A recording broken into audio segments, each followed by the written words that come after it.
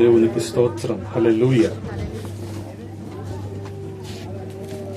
మన ప్రభువును ప్రియరక్షకుడైన యేసుక్రీస్తు శ్రేష్టమైన నామంలో నేటి జ్ఞాపకార్థ కూడికకు హాజరైన మీ అందరికి కూడా నా హృదయపూర్వకమైన వందనాలు. పెద్దలు మన ప్రియులు మరిపల్లి బాబురావు గారు మనల్ని విడిచి మరి నెల 10వ తారీఖున ప్రభు సన్నిధికి వెళ్ళారు. మరి కుటుంబాన్ని ఆదరించే రీతిగా, బంధుమిత్రులను ఆదరించే రీతిగా ఏర్పాటు చేయబడిన మరి జ్ఞాపకార్థ కూడికకు హాజరైన మీ అందరికి కూడా నా హృదయపూర్వకమైన వందనాలు తెలియజేస్తా ఉన్నాను. ప్రార్థన చేసుకొని కొద్ది మాటలను మనం ధ్యానం చేసుకుందాం. పరిశుద్ధుడా, ప్రేమ కలిగిన తండ్రి, ఈ ఉదయాన్న మీ పాద సన్నిధి చేరటానికి మీరు చూపిన కృపను బట్టి స్తోత్రాలు. గడిచిన కాలం మీ రెక్కల నీడలో భద్రపరిచారు, క్షేమాన్ని సమృద్ధిని అందించారు. వందనాలు ప్రజా. ఈ రీతిగా కూడి అయినా మేమందరం ఒకరినొకరు ఆదరించుకోవటానికి, మీ మాటలను బట్టి ధైర్యపరచబడటానికి సహాయము చేయండి. కూడి వచ్చిన ప్రతి ఒక్కరిలో మీ ప్రార్థనాత్మను ఉంచండి. నిలబడుతున్న నన్ను మరుగు చేసి మీ ఆత్మచేత నింపి వాడుకోమని బతిమాలుకుంటూ ఉన్నాం. సహాయము చేయండి. సమస్తాన్ని మీ స్వాధీనంలో ఉంచుకొనండి. మీకే మహిమలారోపిస్తూ యేసయ్య పరిశుద్ధ నామంలో అడిగి వేడుకుంటున్నాము తండ్రి, ఆమేన్.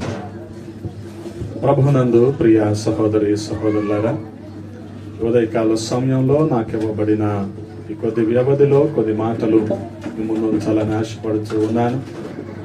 పరిశుద్ధ గ్రంథమైన బైబిల్లో మరణాన్ని గురించిన కొన్ని ప్రశ్నలు, అలాగే కొన్ని సమాధానాలు కూడా మనకు అక్కడ కనబడుతూ ఉన్నాయి. జీవితంలో మేము ఎప్పటికీ చనిపోము అనే వారికి ఈ వర్తమానం అవసరం లేదు, కానీ ఏదో ఒక రోజున మేము మరణిస్తాము, చనిపోతాము అనేవారు ఖచ్చితంగా ఈ మాటలు వినాల్సింది. గమనించండి. మొదటి ప్రశ్న 89వ కీర్తన 48వ చరణంలో రాయబడి ఉంది. మరణమును చూడక బ్రతుకున్నరుడెవడు? పాతాళము యొక్క వశము కాకుండా తను తాను కాపాడుకొనగలిగిన వారు ఎవరు అని రాయబడి ఉంది. గమనించండి. మరణాన్ని చూడకుండా బ్రతికేవారు ఎవరు?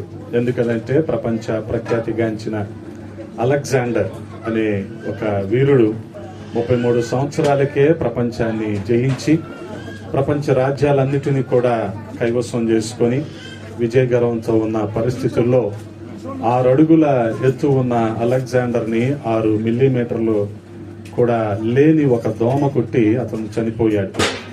చనిపోక ముందు ఇక చనిపోతానని తెలిసి ఆ చుట్టుపక్కల ఉన్న అనుచరులతో అతను చెప్పిన మాట ఏంటంటే, నేను చనిపోయాక నా శవపేటిక బయట నా 2 చేతులు కూడా అందరికీ కనిపించేలాగా పెట్టండి అన్నాడు. కారణం ఏంటంటే, నేను ప్రపంచాన్ని అయితే సంపాదించుకోగలిగాను కానీ నా వెంట ఏమీ తీసుకువెళ్ళటం లేదు అని దానికి అర్థం. అందుకనే గమనించగలిగితే మరణాన్ని చూడకుండా ఎవరు కూడా లేరు. ప్రతి ఒక్కరూ కూడా మరణాన్ని చవి చూడాల్సిందే. గమనించండి. ఇది ప్రశ్న అయితే దీనికి జవాబు మనకి పరిశుద్ధ గ్రంథంలోనే కనబడుతూ ఉంది. మనం చూడగలిగితే రోమీలకు రాసిన పత్రిక 5వ అధ్యాయము 12వ వచనంలో ఈ రీతిగా రాయబడి ఉంది. ఇట్లుండగా ఒక మనుషుని ద్వారా పాపము ద్వారా మరణమును లోకములో ఎలాగూ ప్రవేశించెనో అలాగునని మనుషులందరూ పాపము చేసినందున మరణము అందరికీ సంప్రాప్తమాయను అని రాయబడింది. మరణము అందరికీ సంప్రాప్తమైంది అంటే అందరికీ ఇది మరి సంక్రమించింది అని అక్కడ రాయబడి ఉంటుంది. ప్రతి ఒక్కరూ కూడా మరణాన్ని చూసి తీరాల్సింది. మరి బ్రతుకున్నప్పుడు గౌతముడు, ఆ తర్వాత బుద్ధుడుగా అందరికీ పేరు. ఆ గౌతముడిని తల్లిదండ్రులు ఎలా పెంచారంటే, ఒక పంజరంలో చిలకనైతే ఎలా పెంచుతారో అలా పెంచారు. ఏ బాధ, నొప్పి, దుఃఖం తెలియకుండా పెంచారు. ఇవన్నీ ఇష్టం లేక వైరాగ్యంతో ఒకనొక రోజున ఇంట్లో నుంచి బయటకు వెళ్ళిపోతే అతనికి ఏడుస్తున్న ఒక గుంపు కనిపించింది. ఎందుకు ఏడుస్తున్నారంటే, ఇదిగో మా ఇంట్లో పలానా వారు చనిపోయారు కాబట్టి మేము ఏడుస్తున్నాము అన్నారు. అంటే ఎప్పుడు ఏడుపు, మరణం కూడా ఆ గౌతముడు తమ జీవితంలో చూడలేదు. కానీ తల్లిదండ్రులు కూడా అలాగే పెంచారు, చూడకుండా ఉండాలి అని. కానీ గౌతముడు చూశాడు. ఒకానొక రోజున అతను కూడా మరణించాడు. అంటే గమనించండి, పుట్టిన ప్రతి ఒక్కరూ కూడా మరణించాల్సింది. అందుకనే పరిశుద్ధ గ్రంథం మనకేం బోధిస్తా ఉందంటే, పాపము వలన ప్రతి మనిషికి కూడా మరణము సంక్రమించింది, సంప్రాప్తమైంది అని పరిశుద్ధ గ్రంథం మనకి బోధిస్తూ ఉంది. కాబట్టి మనం చూడగలిగితే ప్రతి ఒక్కరిని మనం అడుగుతూ ఉంటాం, హౌ ఓల్డ్ ఆర్ యూ అని. అంటే నువ్వు ఎంత పాతబడ్డావు అని అర్థం అయితే. కానీ మనం ఏం చెప్తాము, మన వయసు చెప్తా ఉంటాం. నాకు ఇన్ని సంవత్సరాలు అన్ని సంవత్సరాలు అని చెప్తా ఉంటాం. అంటే గమనించండి, మరి మనము పుట్టి అన్ని సంవత్సరాలు లేదా అన్ని నెలలు పాతబడ్డాము అని అర్థం. అంటే ఒకానొక రోజున పాతబడిన మనము మరణానికి వెళ్ళవలసింది. చూడగలిగితే ప్రియ సహోదరి సహోదరులారా, యెషయా ప్రవక్త కూడా హిజ్కియా రాజు దగ్గరికి వచ్చి అంటాడు, మరి నువ్వు మరణం కాబోతున్నావు అంటాడు. అంటే you are going to die అంటాడు, నువ్వు చనిపోబోతున్నావు. అంటే గమనించండి, పుట్టింది మొదలుకొని మరి మరణించేంత వరకు ఉన్న మధ్యకాలమే ఈ జీవితం. మనం మరణించటానికి వెళ్తున్నాం. ఈ రోజున ఇక్కడ కూడుకున్న ప్రతి ఒక్కరం కూడా మనం ఏదో ఒక రోజున మరణించాల్సిందే. కాబట్టి బ్రతుకున్నంత కాలము కూడా ప్రభువుకి నమ్మకంగా మనం బ్రతకాలి. ఇరుగు పొరుగు వారితో సఖ్యతగా, బంధుమిత్రులతో సమాధానంగా మనం బ్రతకవలసిన వారమై ఉన్నాం. గమనించండి, మరి చూడగలిగితే మరి మనం పుట్టినప్పుడు మనల్ని చూడటానికి ఎవరు వచ్చారో మనకు తెలియదు. అలాగే మనం మరణించిన తర్వాత మన దగ్గరికి, మన సమాజ దగ్గరికి ఎవరు వస్తారో కూడా మనకి తెలియదు. ఈ మధ్యకాలమే జీవితం. అందుకని ఈ జీవితం అంటే ప్రతి ఒక్కరికి కూడా మమకారమే. కాబట్టి గమనించండి, మరి బాబురావు గారు కూడా ఆయన బతుకున్నంత కాలంలో చాలా జ్ఞాపకార్థ కూడికలకు వెళ్ళే ఉంటాడు. కానీ ఈ రోజు ఆయన జ్ఞాపకార్థ కూడికకు మనం వచ్చాం. రేపొద్దున మన జ్ఞాపకార్థ కూడికకు ఎవరు వస్తారో మనం చూడం, మనకు తెలియదు కూడా. కాబట్టి బ్రతుకున్నంత కాలం, ఏది పుట్టింది మొదలుకొని మరణించేంత వరకు ఉన్న ఆ కొద్ది కాల వ్యవధి, ఆ జీవితాన్ని మనం ప్రభువుకు నమ్మకంగా మనం జీవించవలసిన వారమై ఉన్నాం. అది 60 సంవత్సరాలు అయినప్పటికీ, 70 సంవత్సరాలు అయినప్పటికీ ప్రభువుకి మనం నమ్మకంగా జీవించవలసిన వారమై ఉన్నాం. అందుకనే మనం చూడగలిగితే ఒకానొక రోజున మరి మరణము జీవితము రెండు మాట్లాడుకుంటున్నాయి. మరణము జీవితము రెండు మాట్లాడుకుంటుంది. జీవితం అడుగుతుంది మరణాన్ని, మరి బాగున్నావా? బాగున్నావు. నువ్వు బాగున్నావా? బాగున్నావు.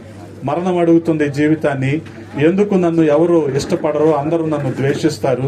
మరి నిన్ను అందరు ఎక్కువగా ఇష్టపడతారు ఎందుకు అంటే, మరి జీవితం చెప్పిందంట, నేను ఒక అందమైన అబద్ధాన్ని, నువ్వు ఒక చేదు నిజానివి, కాబట్టి నిన్నెవ్వరూ ఇష్టపడరు.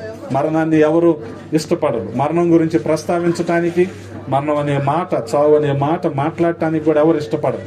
కానీ జీవితం అంటే అందరికీ ఇష్టం. ఎందుకని? ఇది ఒక అందమైన అబద్ధం కాబట్టి. కొంతకాలం మనం ఇక్కడ ఉంటాం, రేపొద్దున మనం ఇక్కడ ఉండం. అందుకనే పుట్టిన ప్రతి ఒక్కరూ కూడా మరణించాల్సిందే. ఈ లోపుగా దేవుడు మనకిచ్చిన జీవితంలో ప్రభువుకి మనం నమ్మకంగా ఉండాలి. మరొక ప్రశ్న మీకు జ్ఞాపకం చేస్తున్నాను.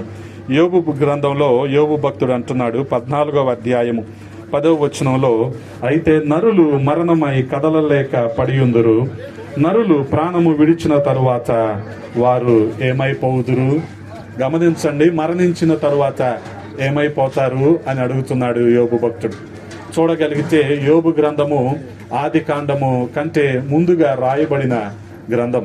వాస్తవానికి యోబు అలాగే అబ్రహాము ఇద్దరు కూడా సమకాలికులు. ఏదో వరుస క్రమంలో చరిత్ర తర్వాత కావ్యాలు రావాలి కాబట్టి మరి ఆ చరిత్ర ప్రవక్తలు వీళ్ళందరూ వచ్చిన తర్వాత మరి ఆ కావ్యాలు అనగా యోబు గ్రంథం కానీ కీర్తనలు ఇవన్నీ కూడా అక్కడ పరిశుద్ధ గ్రంథంలో పెట్టడం జరిగింది. అంటే పురాతన కాలంలో యోబుకు వచ్చిన సందేహం లేదా ప్రశ్న ఏంటంటే, మరణించిన తర్వాత మనుషులు ఏమైపోతారు? అది గమనించండి, మరణించిన తర్వాత మనుషులు ఏమైపోతారు? మొదటిగా కీర్తనాకారుడు ఏమై అడిగాడు, అసలు మరణం చూడకుండా ఎవరైనా ఉంటారా? దానికి జవాబేంటి? ప్రతి ఒక్కరూ మరణాన్ని రుచి చూడాల్సింది. ఆ రీతిగా యోబుకు వచ్చిన ప్రశ్న ఏంటంటే, కలిగిన సందేహం ఏంటంటే, మరణించిన తర్వాత మనుషులు ఏమైపోతారు అని. వాస్తవంగా అన్నీ తెలిసిన వ్యక్తిని ఈ ప్రశ్న అడిగితే బాగుంటుంది. కానీ ఏమీ తెలియని వారిని, అవగాహన లేని వారిని అడిగామనుకోండి రకరకాలుగా చెప్తారు. అందుకనే మరి దేవుని జ్ఞానముతో నింపబడిన సొలొమోను దీనికి సమాధానం చెప్తా ఉన్నాడు. ప్రసంగి గ్రంథము 12వ అధ్యాయము 7వ వచనంలో, మన్నైనది వెనుకటి వలె మరలా భూమికి చేరును, ఆత్మ దాన్ని దయచేసిన దేవుని యొద్దకు మరల పోవును. గమనించండి, మనము మంటివారం. ఎందుకనంటే ఆ మట్టితోనే దేవుడు ఆదామును తీసుకొని తన పోలికలో తన స్వరూపంలో చేశాడు. తర్వాత ఆ జీవవాయువును ఊదాక నరుడు జీవాత్మ అయ్యాడు. కాబట్టే మనము ప్రాణాత్మ దేహాల సమూహం. మనం ఎవరంటే ప్రాణాత్మ దేహాలు. కాబట్టి ఈ మన్నైనది, ఎందుకని మనం మంటి నుంచి తీయబడ్డాము, మరి మరణించిన తర్వాత మరలా మనం మట్టిలోకే వెళ్ళిపోతాం. ఎవరు ఏ పద్ధతిలో మరి సమాధి చేసినప్పటికీ మనం మరలా తిరిగి మట్టిలోకే వెళ్ళిపోతాం. మరి భూస్థాపన చేసినా దహనం చేసినా, రెండూ చేసినా మనం తిరిగి మట్టిలోకే వెళ్ళిపోతాం. అందుకని జ్ఞాని అయిన సొలొమోను ఏమంటున్నాడు, మన్నైనది వెనుకటి వలె మరలా భూమికి చేరును, ఆత్మ దాన్ని దయచేసిన దేవుని యొద్దకు మరలా పోవును. గమనించండి, మనం మంటివారము కాబట్టి మట్టిలోకి వెళ్ళిపోతాం. ఆత్మ దేవుడిచ్చాడు కాబట్టి అది దేవునిది, అది దేవుని దగ్గరికి వెళ్ళిపోతుంది. కాబట్టి గమనించండి, మరి జీవించిన ఈ కొద్ది కాలము మనం ప్రభువుకి నమ్మకంగా, మనం ఏం మాట్లాడినా, ఏం చేసినా, ఎలా జీవించినా ఏదో ఒక రోజున తీర్పు అనేది ఉంటుంది. అందులో ఖచ్చితంగా మనం లెక్క అప్పగించుకోవాలి అన్న దృక్పథంతో మనం జీవించవలసిన వారమై ఉన్నాం. ఇదే జ్ఞాని అయిన సొలొమోను ప్రసంగి గ్రంథంలోనే 11వ అధ్యాయము 9వ వచనంలో అంటున్నాడు, యవనుడా నీ యవనమందు సంతోషపడుము, నీ యవన కాలమందు నీ హృదయము సంతుష్టిగా ఉండనిమ్ము, నీ కోరిక చెప్పునను, నీ దృష్టి యొక్క ఇష్టము చెప్పునను. ఇష్టము, గమనించండి, ఇష్టము. అందుకని పాతాళంలో ఉన్న ధనవంతుడిని చూసి ప్రభువు ఏమంటున్నాడు, కుమారుడా నువ్వు బ్రతికినంత కాలం ఎలా బ్రతికావు, నీ ఇష్టం వచ్చినట్టు బ్రతికావు నువ్వు కదా. బ్రతకచ్చు, తప్పులేదు. కానీ చేసిన ప్రతి దాని మీదట మనకి తీర్పు అనేది ఉంది అన్న సంగతి మనం మర్చిపోకూడదు. ఇష్టము చెప్పునను ప్రవర్తింపుము, అయితే వీటన్నిటిని బట్టి దేవుడు నిన్ను తీర్పులోనికి తెచ్చునని జ్ఞాపకము చేసుకొనుము. ప్రతి దానికి తీర్పు అనేది ఉంటుంది. మనం మాట్లాడిన దానికి, చేసిన దానికి, జీవించిన విధానానికి, ప్రతి దానికి తీర్పు అనేది ఉంటుంది. కాబట్టి మనకి ఇష్టం వచ్చినట్టు మనం ఉండొచ్చు, కానీ దీని వెనక తీర్పు అనేది ఉంది అని గ్రహించుకొని మరి దేవుని దృష్టిలో నమ్మకంగా, యథార్థంగా, భయభక్తులు కలిగి జీవించవలసిన వారమై ఉన్నాం. అదే రీతిగా మరొక ప్రశ్న యోబు గ్రంథంలోనే మనం చూస్తా ఉన్నాం. 14వ అధ్యాయము 14వ వచనంలో, మరణమైన తరువాత మనుషులు ఏమైపోతారని యోబే అడిగాడు. ఏమైపోతారంటే మంచివారు కాబట్టి మళ్ళీ తిరిగి మట్టిలోకి వెళ్ళిపోతారు. అలాగే ఇంకో ప్రశ్న కూడా మన ముందుంచుతున్నాడు 14:14లో, మరణమైన తరువాత నరులు బ్రతుకుదురా, అలాగుండిన ఎడల నాకు విడుదల కలుగు వరకు నా యుద్ధ దినములన్నీ నేను కనిపెట్టియుందును అంటున్నాడు. అంటే గమనించండి, మూడవ ప్రశ్న ఏంటంటే మరణించిన తర్వాత మనుషులు బ్రతుకుతారా అని. ఈ ప్రశ్నకు జీవాధిపతి అయిన యేసుక్రీస్తు ప్రభు వారు మనకు జవాబిస్తున్నారు. ఎందుకనంటే మరణము, పాతాళము ఆయన స్వాధీనంలో ఉంది. ప్రకటన గ్రంథము 1వ అధ్యాయము 18వ వచనంలో మనం చూడగలిగితే మరణం యొక్క తాళపు చెవులు, పాతాళం యొక్క తాళపు చెవులు ఆయన వశములో, ఆయన స్వాధీనంలో ఉన్నాయి. అందుకనే ఆయన యోహాను సువార్త 5:25లో మనకు జవాబిస్తూ ఉన్నారు.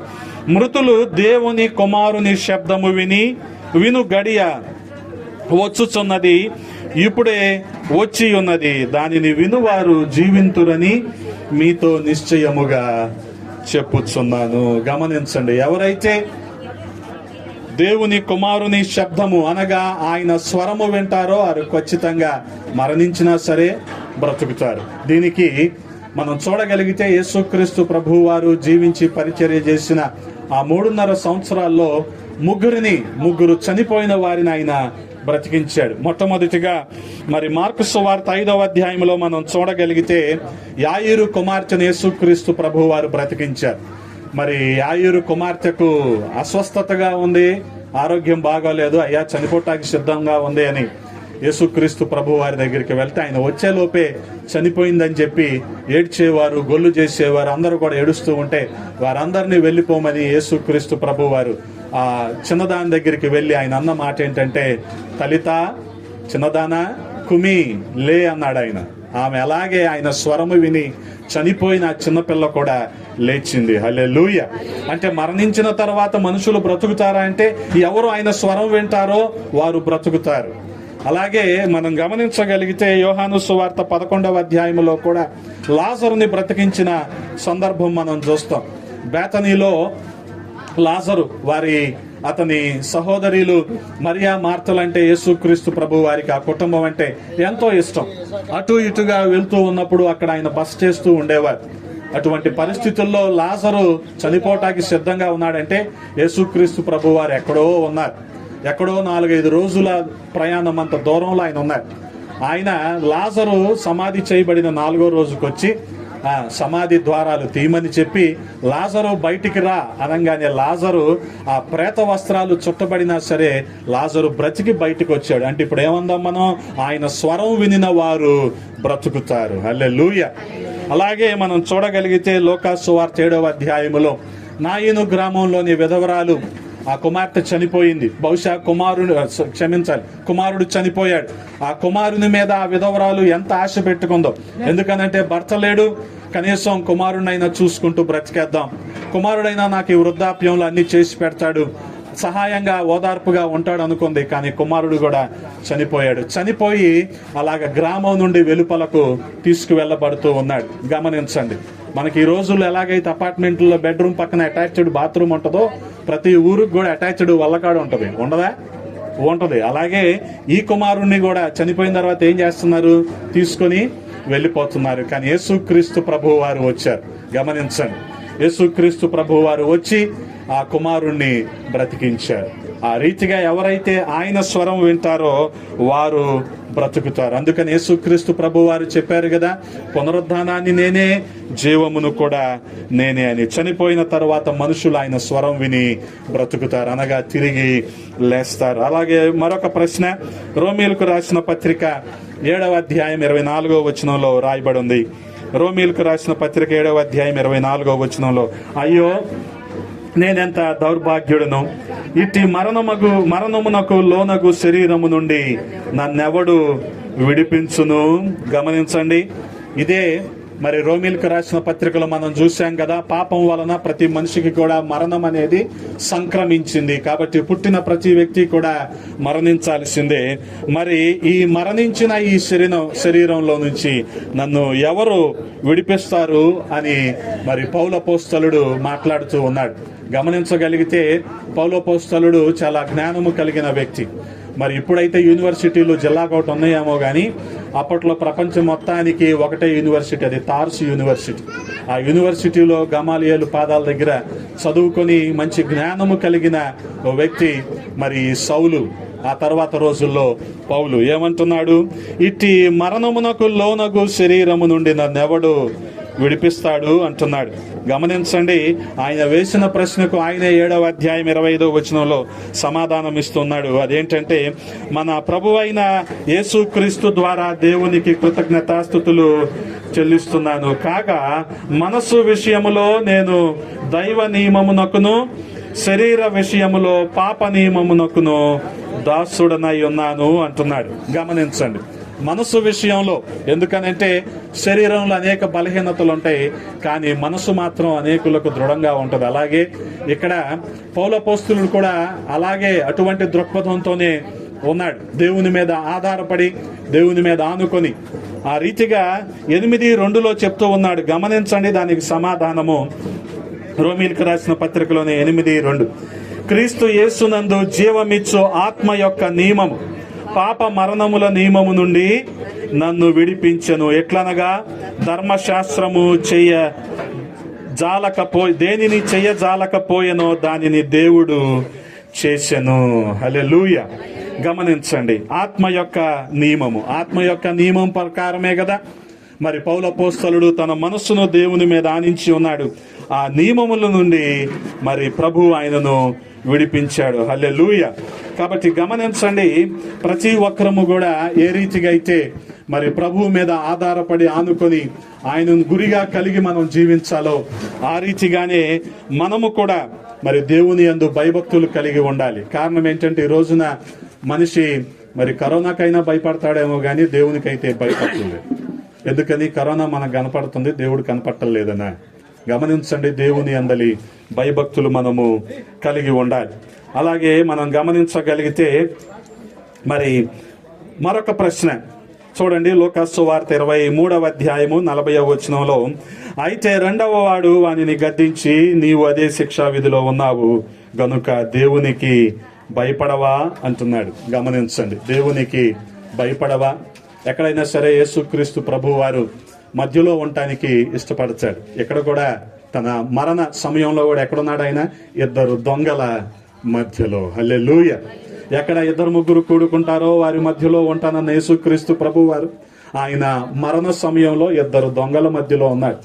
ఇద్దరు దొంగలు కూడా మొదటి నుంచి చాలా గరానాగా ఉన్నారు, కానీ ఒక దొంగలో మాత్రం మారు మనస్సు కలిగింది.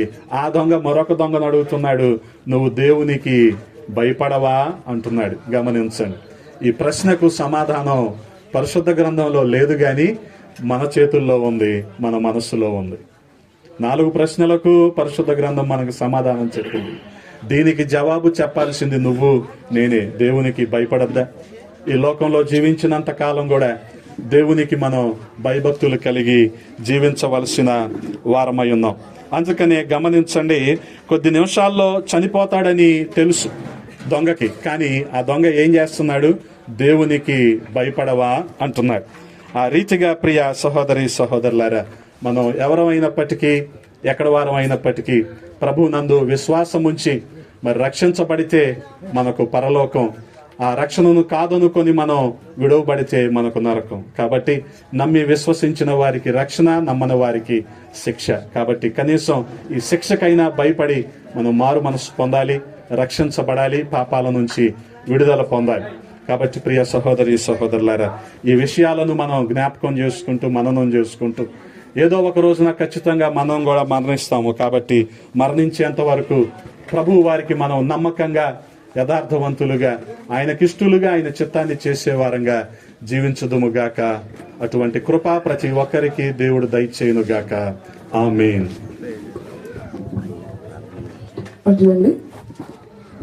ప్రతి మంది కన్యకల సంగతి మీరు విన్నారా? బైబిల్లోని 10 మంది కన్యకలు. పెళ్లి కుమారుడు టైంకి వస్తాడు చెప్పంటే అందులో 5 సిద్ధపడి లేరు, 5 సిద్ధపడి ఉన్నారు. వారికి మాత్రమే అవకాశం. ఇప్పుడు అయ్యగారికి అవకాశం